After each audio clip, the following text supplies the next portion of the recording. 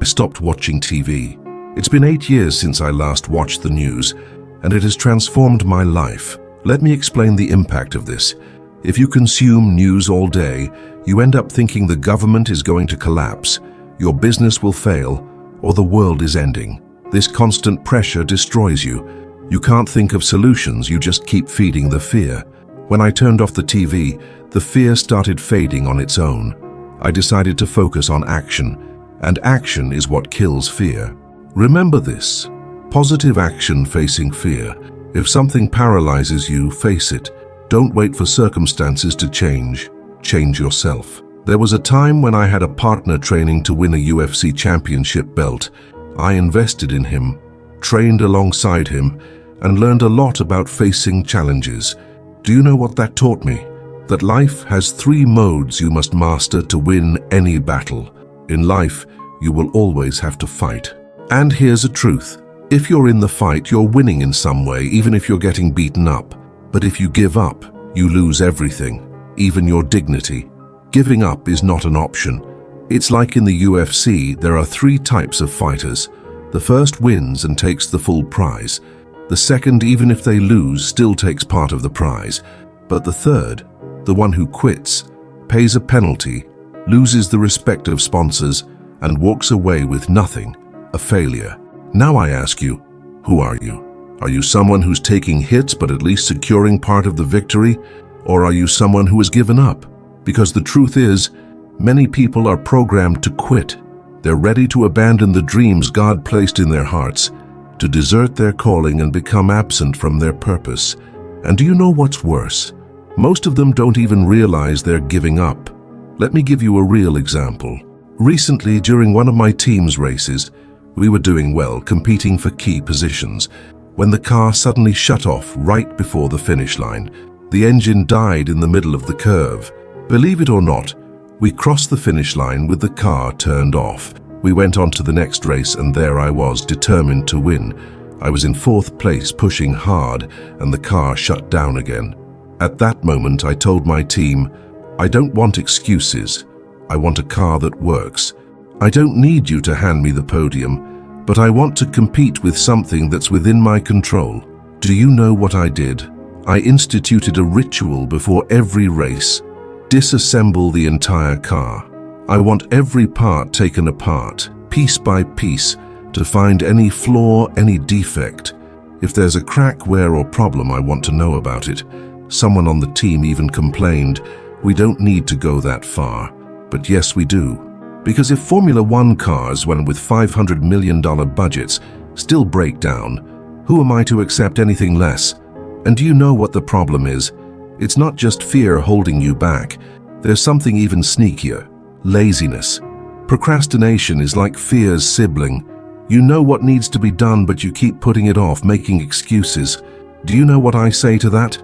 Just go for it. Sometimes, we need to make tough decisions to protect our vision. I remember a case where someone in leadership tried to inject fear into the team. I called them over and said, "You can leave." They were shocked. "Are you kidding? I'm the best." I replied, "That's exactly why I'm asking you to leave." Sometimes, you need to act not because it's easy, but because it's necessary to protect the environment and values you're building. Some might think that's extreme, but do you know what's even more extreme? Letting fear take over. I lived for a long time under a culture loaded with fear. When I bought my first imported car, my mind was flooded with thoughts like, what will my dad think? What if the car breaks down? What if I don't have money to fix it? And here's the thing, I had the money, but the fear of scarcity was still there, paralyzing my mind. That's the danger of fear. It sneaks in, even when there's no logical reason for it to exist. So how do we deal with it? By constantly reframing fear. Reframing means identifying the block and redefining how you perceive it. During a recent ride through a forest, my heart brought up an old memory that I'd been carrying for years. Right there, in a matter of seconds, I reframed it and felt the weight lift off me. Because if you carry frustrations, they'll hold back your progress. This applies to everything: business, relationships, personal life. For example, if you failed in business, how motivated are you to start another? Not very, right? But that's exactly where the opportunity lies. Someone who's failed knows what not to do. If I meet someone who has failed at 4 businesses and another person in their 30s or 40s who's never tried anything, I'll choose the first one, because the one who has fallen knows how to get back up. Even better, they know how to avoid making the same mistakes. Now, the real problem arises when life's experiences start holding you back instead of pushing you forward. It's like climbing a mountain. It requires effort, persistence, and often makes you think about giving up. I asked a friend while we were climbing, "Do mountains prosper?" He, exhausted, replied, "They do, but the truth is they don't. Mountains stay where they are, always the same. It's you who prospers by facing and overcoming them." When we said goodbye that day, he went to his condo and I went to mine. His path had an almost impossible climb, one that seemed to lead straight to the heavens. I teased him, "You're not going to make it." He responded, "I'll handle it." And do you know what happened? He messaged me later, "I made it. It wrecked me, but I climbed it."